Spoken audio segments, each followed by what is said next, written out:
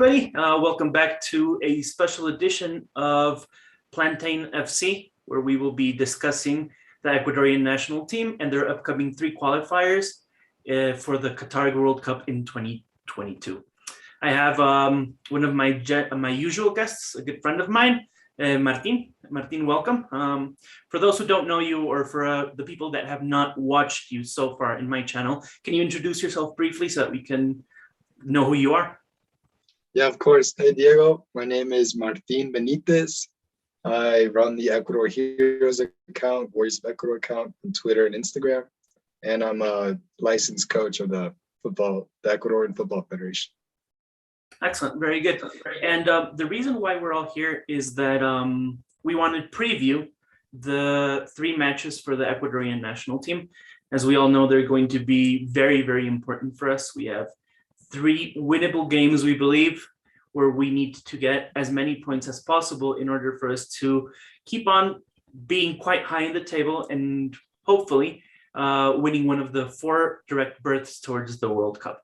So a couple of days ago, I believe it was 3 or 4 days ago, we got to see who was called up to the national team. We have the list of the people from the national team that were called up. So Martin, are you happy with this list? Is anybody missing? Is anybody there that shouldn't be there? Guide me through it. Overall, yeah, I'm pretty pleased with the call-ups, the 26 people that were called up. Maybe 1 or 2 questionable decisions, but I'll leave it to see if they can prove me wrong on the pitch these next 3 games. Right, so let's break it down position by position. The 3 goalkeepers, I think, are pretty straightforward. There's nowhere else that we can go. We have Alexander Dominguez, who has started playing again regularly in Uruguay, in Cerro Largo. We have Pedro Ortiz, who is one of the mainstays of the national team. And we have the brilliant young up-and-coming keeper, Moises Ramirez, who has also been part of the national setup for quite a while now. A notable absentee, Hernan Galindez, who is still injured.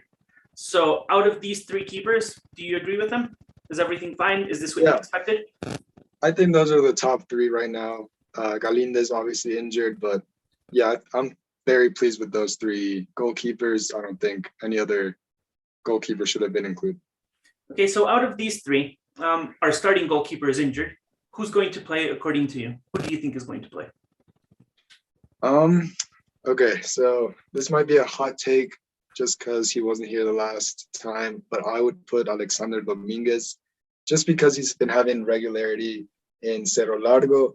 He's been playing every game. He's had a few shutouts, and we even saw that Gustavo Alfaro went to Uruguay to watch him play. So he was, at the beginning of this year, he was a starter for us. Didn't have too many problems, so I think he'll start first Bolivia and see if he has a good game, play the next 2 games. It all depends on my game against Bolivia, but I think he'll start. Yeah, I agree with you there. I think that Dominguez is going to be the person who's going to play in goal. He's the one who should as well, according to me. And we'll just have to wait and see if Alfaro is going to agree with us or not. Now let's move on to the defenders. The defenders, notable recall for Robert Arboleda, who is no longer injured. However, he's going to have a difficult task to come back straight into the starting lineup after some good matches by Felix Torres. And what do you think about this? Yeah, I like the call-up because Arboleda has been playing recently for Sao Paulo. So understandable on that part. I think Felix Torres played excellent 3 matches the last FIFA International Day. I think Gustavo Alfaro will come out with the 3 in the back system, like we did versus Paraguay and Uruguay, and who was the other game? Forgot. Chile, yeah. So I think he'll start 3 in the back. I think Hincapié has his spot. He's not going anywhere.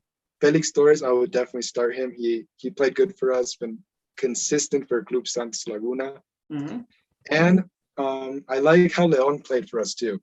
Luis Leon, and also it's his home stadium in Barcelona, the Monumental Stadium. So I think those 3 will start for Bolivia. And depending on how they perform Arboleda is the next player called up for Arriaga, in my opinion. Interesting. That's very interesting. It's an interesting take. We'll talk about this when we go when we talk about the matches individually. Now we have the midfielders.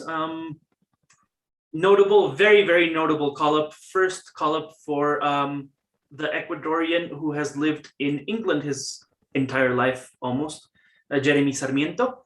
Jeremy Sarmiento has not played more than 90 minutes of professional football at not under 23 level. So he's played, I believe he's played 73 minutes in the League Cup, and he's played around, I think, 80 minutes in the Papa John's Trophy, which is a trophy that is played between teams from the 3rd and 4th division against the under 23s of the Premier League. Happy with his call-up? Yeah, I'm definitely happy with that call-up. It's kind of the same thing we saw with who's the defender that came last year who hasn't been called up since? I forgot his name right now. Eric Ferigra. Eric Ferigra, yep.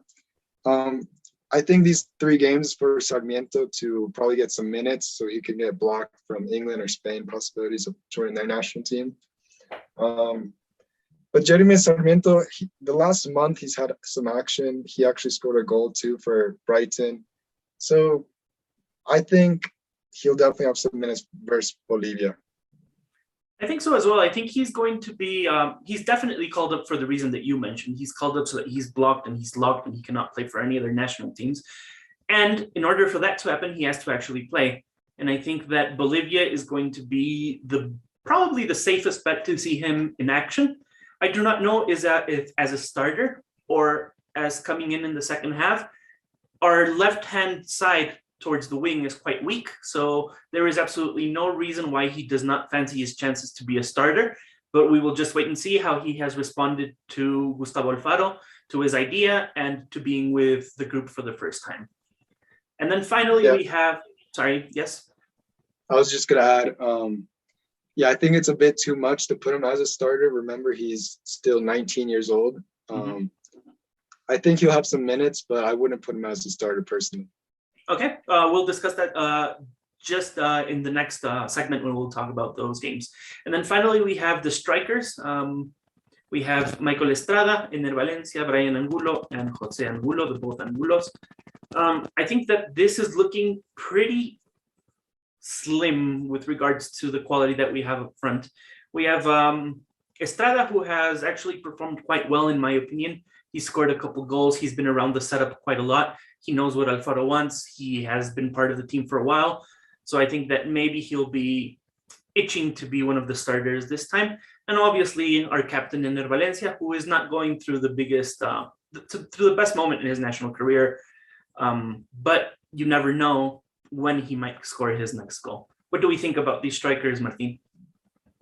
Yeah, I like Estrada, like you said.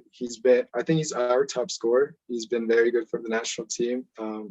Valencia, our captain. I think this past month, after the last FIFA day, he's been scoring some goals for Fenerbahce. So hopefully he comes out good these next 3 matches. But yeah, that's fair to have Ener back. Brian Angulo, he's been doing really good for Cruz Azul. Happy for him. He's another target man, number 9. That I think we'll see him have some minutes since he didn't the last 3 games, but was called up anyways. And Dean Angulo, yeah, good call up. A little questionable because there are some other strikers performing well, and he's not. I think he's only scored 1 goal for Independiente del Valle since coming back, but yeah, it's fine. I like it.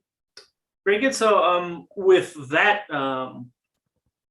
team that was called up, we can then move on to the first match against Bolivia on Thursday.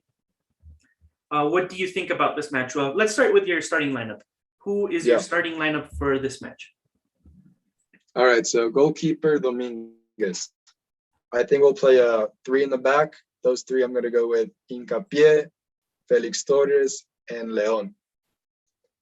Laterales, the wing backs, left and right. I'd go left, Pervis Estupiñan.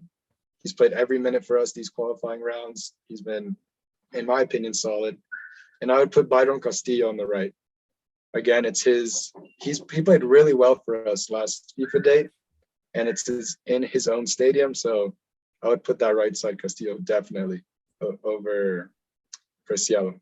And then I would play with two volantes, two center midfielders. I'm gonna go with Carlos Grueso, and Moises Caicedo. This past month, Moises Caicedo has played a lot for his team Beerschot in the Belgium league, and Grueso also, he's been playing for Augsburg. And when I saw them both play together on the national team last FIFA day, I thought they did very well. So I would put them two as the center mids. And then the three up top, I think Gustavo Alfaro will definitely keep Enner as the number 9. I'll be surprised he doesn't put him in, but I think Valencia would start. And then Mena on the right and Gonzalo Plata, I'd like to see on the left. And yeah, that's my starting 11. Interesting. Is that who you want to play or who you think is going to play? A little of both. I would want to see that happen. If there's any players who aren't playing up to standard, we can obviously sub them out. I would put Sarmiento in one of the top 3, either for Mena or Plata. Even if Ener Valencia not playing well, take him out, put Sarmiento in, and have Mena go to number 9. We have Estrada and Brian Angulo, who are candidates to sub out Valencia, obviously. I think one of the two will get some minutes, probably both of them. And yeah, if one of our center backs isn't playing well, put Arboleda in. Arriaga, also ex-Barcelona player, back in his own stadium, old stadium. So that's true. Yeah, it'll be either Arriaga or Arboleda. We'll see. Interesting. Yeah, I think I agree with you. It's not the starting lineup that I would personally choose, but I think that that's what Alfaro is going to choose for the first match against Bolivia. With perhaps the only doubt I have is whether Grueso will play or whether Mendes will play. I think that they're both viable options. I'm not sure what Alfaro is going to choose. I'm probably thinking that he'll go towards your 2 holding midfielders, your 2, both Moises Caicedo and Carlos Grueso. But I would prefer to see Mendes, as I believe he is our best midfielder. And he has been consistently during the last few games, in my opinion. But sorry, just to add something. I think Jackson Mendes is a fantastic footballer. He was one of our best players, if not the best player at Copa America. But he's been injured. He didn't play the last 3 games for Ecuador in the last FIFA day. And I think he just came back 2 games ago for Orlando. And he didn't complete the 90 minutes in both games. So it would be hard. I don't know if I would start him. I would rather bet for Grueso and Moises Caicedo.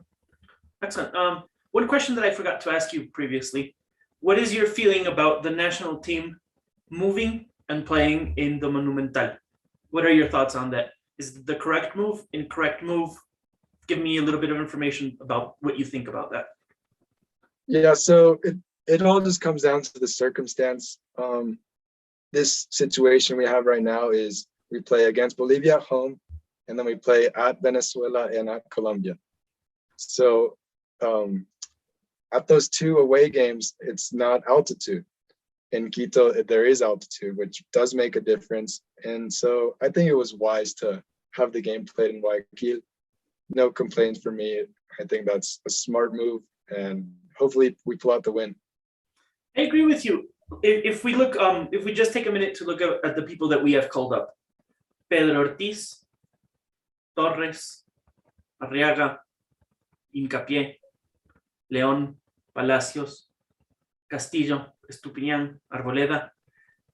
Most of them, if not every one of them, plays their football at sea level.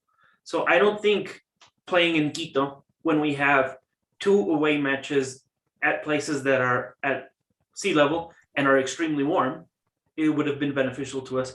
I am absolutely delighted that they have decided to take this match to Guayaquil. It allows us to start getting ready for those 2 matches, which are in paper much more difficult than Bolivia at home. So I think that this has been a very smart move, as you have said. And it also gives the opportunity for the people from Guayaquil to see the national team after many, many years. And we know that they are fantastic fans. They love football, and surely they will make their presence be felt when the team needs them on Thursday. So now let's hop into the match. What are your expectations, both from Ecuador and Bolivia? How do you see the match panning out?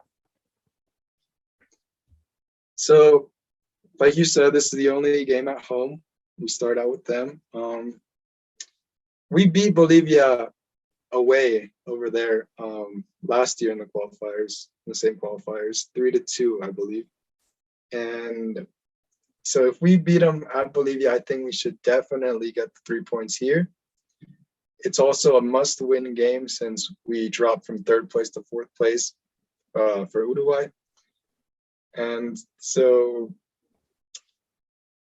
yeah, I want to see us come out, get the 3 points. I'm happy with the 1-0 win, 2-1 close, but as a prediction, I want to see it 2-0, more if we can. Okay, and Bolivia as an opposition, I personally don't know much about them. I doubt that many people actually do know much about them. But do you expect them to come out defensively? Do you expect them to come out quite strongly at the beginning? How do you think they will line up in El Monumental on Thursday? Yeah, so I'm not a Bolivian football expert, but they are in panic mode right now. They are, I think, 2nd to last place in the qualifiers, and there's 9 games left, halfway through. They need to start making points now. And we look at the situation of Bolivia. They play at home. After us, they play at home 2 games with Peru and Paraguay. So they don't have the best home record either. So if they start good out with us, they might get, I don't know, motivated to get some more points at home the next 2 matches. But they're on panic mode more than anything.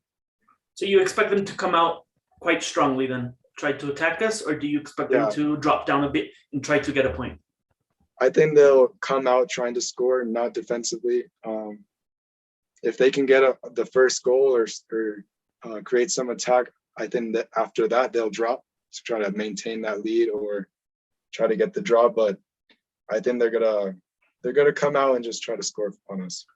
And what do we have to do? What are the key things that we have to do for us to win on Thursday?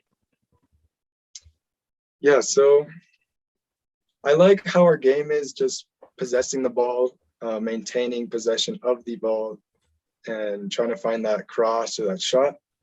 I like that. I'd love to see more shots. We tend to do more crossing and try to find a target man to either head the ball or one touch it in. I want to see more shots outside the box, not be afraid. It could even be Moises Caicedo, Carlos Greso. It doesn't have to be Plata, Mena, or Enner every time. So I'd like to see even Pervis Estupiñan, Byron Castillo, instead of crossing it, take a shot, see what happens. Interesting. I think that our key elements would be our wing play, actually, if we do go for that 3 in the back formation. That will give us a double attacking threat on each side, which I think would be quite useful against Bolivia, who do not have the biggest of heights. They probably will struggle initially against the speed of both Byron Castillo, Mena, Plata, Estupiñan, and whoever plays on the left-hand side. I have no idea who it's going to be. But I think that if we manage to take advantage of the wings, if we manage to control the game early on, I think that we will actually win the game, not easily, but comfortably. I'm expecting a 2-0 victory, and I think that that's how it's going to pan out for us, actually. Just to add one thing, the fans they're nervous. The last 3 games, we scored 2 goals to beat Paraguay 2-0. That was also the last 5 minutes of the game. And then versus Chile and Uruguay, we didn't score. We didn't score. Yeah, we played good defensively, but we didn't score. So the people want to see goals. We want to see more attack. So I think that'd be the biggest problem Gustavo wants to fix in this game coming up. Yeah, it's interesting that you mentioned the fans also. There's going to be a very big contingent of fans from Barcelona, I assume. And they are not the most accommodating with Estupiñan, as they would prefer to see Pineda play there. Do you think that that's going to be a problem for Estupiñan? If he gets booed, if he gets, I don't know, if there's colorful language thrown in at him, will he suffer there? What do you think about this extra football thing that we also have to consider about this match? Yeah, I definitely understand that take. I understand the fans of Barcelona who would prefer Mario Pineda. But at the same time, when it comes to playing your national team, you got to support those 11 out there. You can't be picking sides. So I disagree on the fans' perspective. If they do any insults, if they whistle at him, I think that's really negative on their part. But like you said, it can definitely happen.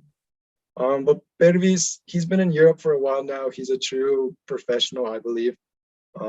Doesn't get into many, how can I say, altercations, doesn't get into many drama.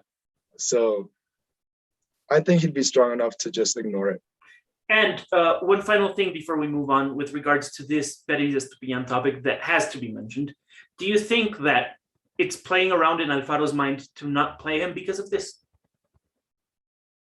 I guess it could be a topic Gustavo has considered, but I would say no, play this man. He's played every minute for us in these 9 games in the World Cup qualifiers. I think he's the only player to have played every minute of every match. So play him.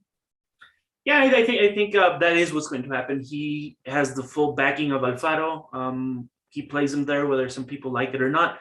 I do believe that it's probably split down 50-50, the people who like Pervis and those who don't like Pervis. So we will see what happens. I don't expect him to be benched at any point during the qualifiers. So basically, it just comes down to it being discussions that happen on Twitter, on Facebook, and in the radio. And what was your score prediction so that we can close on that? I'm going for the 2-0. If we can get a third, make it 3-0, cool, but I'll say 2-0. I agree with you. I think it's going to be a difficult, but in the end, comfortable 2-0 against Bolivia. And hopefully that is the case, because if not, then we will have to try to get a lot of points away from home. And that beautifully brings us to Sunday's match away to Venezuela. Same lineup for you against Venezuela, or would you change the shape? Would you change the players? What do you think? So I would start Leon versus Bolivia, obviously. It's going to depend on how they perform, if they're good. Also, Luis Leon, he's been playing a lot recently for Barcelona and Libertadores and league action. He might be a little tired. Maybe start Arboleda instead of Leon. I would keep Hincapié and Torres, though. I think they're unmovable at the moment. If Torres, if he plays a bad game versus Bolivia, change him. But I think he'll be good. So you think Alfaro is going to keep the 3-man defense in the second game as well? I think he'll take out Leon and put Arboleda. It'd be Hincapié, Torres, and Arboleda, the 3 center backs. Same shape, same 3 in the back with the 2 wing backs. I like starting out with that lineup. And if we need a goal, we can change to that famous 4-4-2 or 4-3-3 that we've also seen a lot. But I would prefer to start with the 3 in the back always. And that sounds like about right. I think that's what's going to happen. Obviously, as you said, dependent on what happens against Bolivia. Venezuela recently changed their manager, I do believe. They're struggling in the qualifiers. They're not having a good time. They need to start winning.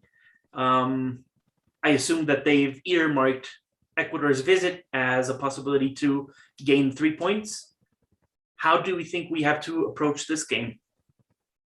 Yeah, so another situation, Venezuela. Their first match is at home against Brazil. So I think Brazil will win that game. I'll be shocked if Venezuela can get a point out of that.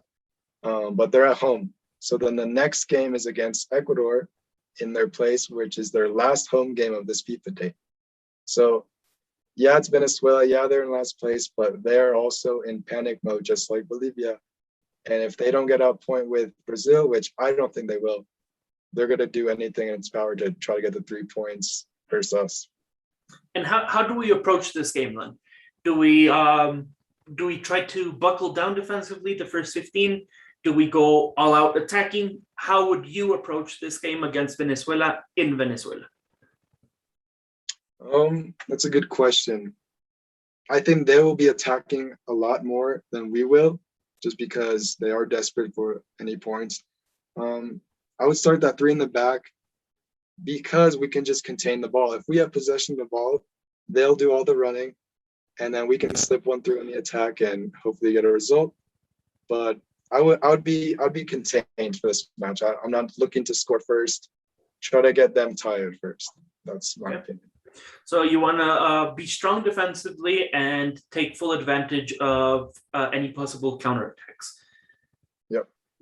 So you want to start with 3 in the back? At what point would you change the formation if things don't go correctly? Yeah, let's say halftime ends 0-0 or tied. And we come out same with the 3 in the back. And if it's like minute 55, 60, okay, we have 30 minutes to try to win, because Ecuador, I want to go to the World Cup where I'm trying to win every game right now. If it's minute 60 and it's still tied and we need a goal, I'm taking out a center back and I'm putting an attacker in. It could be Joao Rojas, it could be Gaibor, it could be Franco. Franco's a good choice too. Or even maybe a striker. We've seen many times Estrada and Valencia play together. I'd like to see Brian Anguilla get some minutes too. So if there's no result and 30 minutes left of the game, take a defender out, put someone attack. So if I understand correctly, according to you, this is a must-win game. A must-win game, yes. So you would not be happy with a point? No, because our last game would be versus Colombia, who they would play in this FIFA day, Uruguay and Brazil. So they're going to come out strong versus us. Interesting. I would, if we're gonna get a point, it's gonna be with Colombia. I want to beat Bolivia and I want to beat Venezuela. So, what is your prediction for our match against Venezuela? It's gonna be much harder. I'm gonna go with a 1-0 win. I think that it is a must-win. I'm not entirely convinced if we can actually manage to get the 3 points. I'm going to go for a very highly optimistic draw, 1-1 for us in this game. And then you mentioned that our last game is against Colombia, who have a very difficult schedule, 2 very difficult games, but they do have the advantage that they are the informed team of the qualifiers. They've completely turned it around since their debacle a year and a half ago, almost 2 years ago, and now they look to win every single game that they play in. I expect them to beat Uruguay. I expect them to get the 3 points there. And I expect them to lose the second match and then come out in the third to try to win. How do you see this? Walk me through the starting lineup. Walk me through what's going to happen in this last game. Yeah, just to recap what you just said. They play at Uruguay and then at home to Brazil and then at home versus us. So they're going to be already in their play in Colombia versus Brazil, which will be very hard to get any point. So they're going to come out very hard for us. I think we line up with the 3 in the back, same thing. There'd be Arboleda, Felix Torres, Hincapié, Estupiñan, Byron Castillo if he's playing well, if he's not tired. If not, obviously Angelo Preciado, he's a good choice. And yeah, I would keep the same players: Gresso, Moises Caicedo, Mena, Enner, and Gonzalo Plata. If any player that picked up an injury in the attack or hasn't been playing up to standard, we can definitely see Brian Angulo, Strada, Rojas, etc. And how do we play this game? Do we just buckle up in defense completely? Do we just drop back and defend throughout the whole match, trying to get a point? Or how do we approach this against the informed team that generally does very, very well against us? Yeah, so especially last year, we beat them 6-1. These guys are going to come out trying to win. I want to kind of like the same thing versus Venezuela, be strong defensively, when we have the ball, we don't have to try for a chance. How do I say it? Enseguida, that fast. We can contain the ball, have them get tired a little bit, possess. I think our best game is possessing the ball. So have that, and if we can maintain a draw in the first half, first 60 minutes, yeah, we can take a defender out and try to look for the goal at the end. I think for this game, in my opinion, I think we just have to be very, very strong defensively. We have to try to dominate midfield, which is very difficult because they have some very, very good midfield players in Barrios, sorry. They have the wing back, the left wing back, what's his name? Luis Diaz, who was probably one of the better players in the Copa America. They have a bunch of players all over the place that can cause damage. I think that it will be mostly trying to avoid conceding early on, trying to hold on, and hoping that we can actually finish the job as opposed to what happened against Uruguay. I'm expecting a very, very similar game to the one that we played at Uruguay. And unfortunately, I do expect us to have a similar result to what happened in Uruguay. I'm saying probably a 2-0 defeat against Colombia. Yeah, well, versus Uruguay, man, we were playing good. That ref robbed us. We got completely robbed at the end. They didn't call a penalty, but whatever. Colombia, man, it's tough 2-0. Like you said, it's going to be just a really good match, midfield. I like your take. I would like to see, because we usually play the 3 up top, which would be Enermena Plata. One would usually be a cam. Maybe that cam, Gustavo Alfaro will take that cam spot out and have an extra center mid. The likes of Alan Franco, I like for that game. Even Jackson Mendes, he can get some minutes. So it's gonna be, man, a really good match. I think this is what you said, that you think that we should include 3 center midfielders, and I do believe that is the correct take, because packing the midfield against teams that play well and that use the midfield area, particularly for their build-up, is a smart thing to do. So I do think that if we pack the midfielder, if we always have one extra man on every single play, I think we can defend quite well. And then taking into consideration that we're going to have a strong defensive line, because I do believe that in spite of everything that has happened, our strongest line is our defensive line so far. And that's something that Alfaro has prioritized, and that is part of his job. That's the type of style that he plays, and it has been very, very evident that that's how he wants to play. And he has strengthened us in that area. So I think that if we can pack the midfield, be strong defensively, and not commit silly mistakes, we might do something. Colombia is a very difficult team, and that's why I'm going with a very pessimistic loss. But if we are on top of our game, if we do not make those mistakes, then maybe, just maybe, we can get something out of that match. Yeah, I completely agree with you. As for my prediction, I would love to see a win 1-0. If not, I'd say 1-1. So 1-0 or 1-1. So you're expecting between 7 and 9 points for these 3 games? Yeah, I would be content with 7 or 9 points. 6 points, okay, that's all right. But I want to see minimum 6 points. I want to win against Bolivia and Venezuela, that's for sure. If we can get out a tie or win against Colombia, I'm happy. I think but that 6 to 9 points, I'm good. I think 6 points would put us well on track towards the World Cup. I think a more realistic target for me is 4 points. I do expect us to beat Bolivia and then get a draw in one of the 2 remaining games. And I do not think that getting 4 points is the end of the world.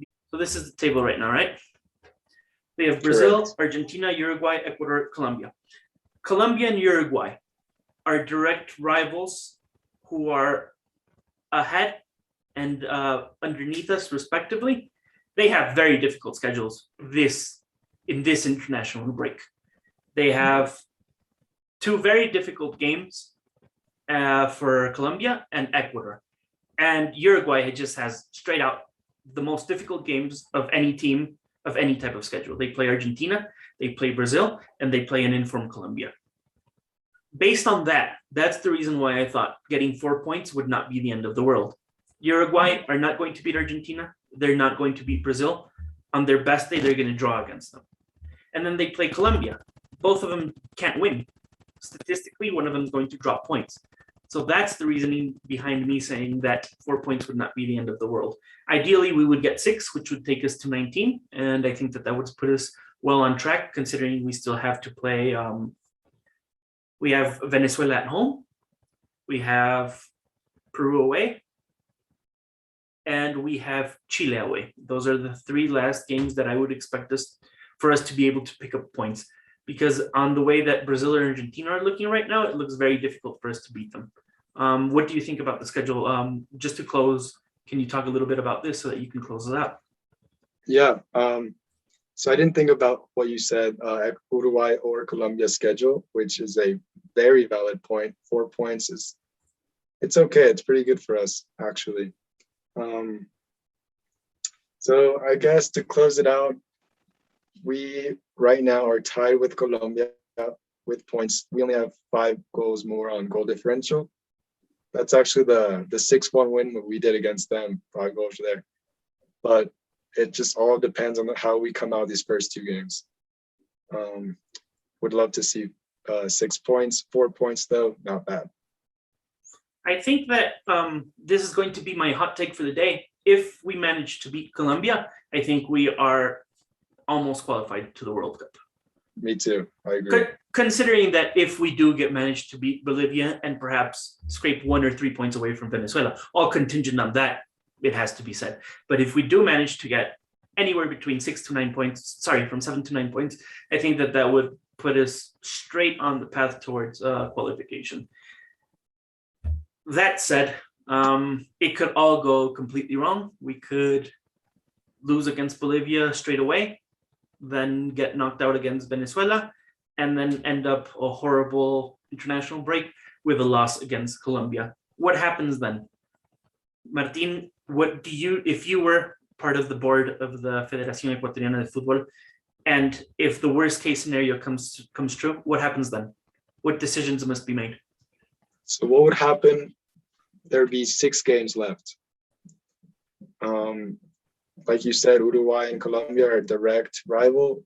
We could be dropped to 6, 7 spot after this FIFA day. But there's 6 games left. Yeah, one's against Argentina, one's against Brazil. So the other 4 games, we got to win. They're must-win games. And Argentina and Brazil, we both play at home. Probably will play in Quito. So try to get the results out of those games too. Well, hopefully we do not know what happens in the worst case scenario. Hopefully come next week, we will be celebrating 7 or 9 points, and hoping to see the national team in the World Cup in 2022. Thank you once again for reviewing this with me. It's been wonderful to have you. Can you let people know where to find you online? Yeah, thank you. First off, Diego, so much for this. It's been a while since we've done one of these podcasts. Great to be back. You guys can follow me at EcuadorHeroes on Instagram or Twitter. Big things coming soon. Thank you, Diego, for having me. Yeah, and just let people know, what do you do in your EcuadorHeroes Twitter and Instagram page? I basically just post statistics, any soccer player who is doing good, who scores a goal or assist. That day, I'll post them, talk about what they're doing in their respective league, and yeah, everything in English. Excellent, very good. And you focus heavily on Ecuadorian players who play abroad, I do believe, and you also focus on players that play in the national league for Ecuadorians in particular, correct? Yeah, all Ecuadorian soccer players playing in Ecuador or abroad, I'm talking about them if they're doing good. Excellent. And can you drop your handle one more time? It was at EcuadorHeroes, is that correct? Correct. Fantastic. No, thank you once again for listening to us. Hopefully you will be able to enjoy what we talked about. It has been mostly focused on how we believe Ecuador will do and not on the other national teams, but we are hoping for a couple wins, and hopefully you get to enjoy, and this pumps you up for the game on Thursday Sunday and next week as well. And thank you once again for listening. This has been Ecuador Heroes, Martin Benitez with FC Plantain, Diego Mesurado, and we will see you next time, hopefully with some great news. See you guys. Thank you.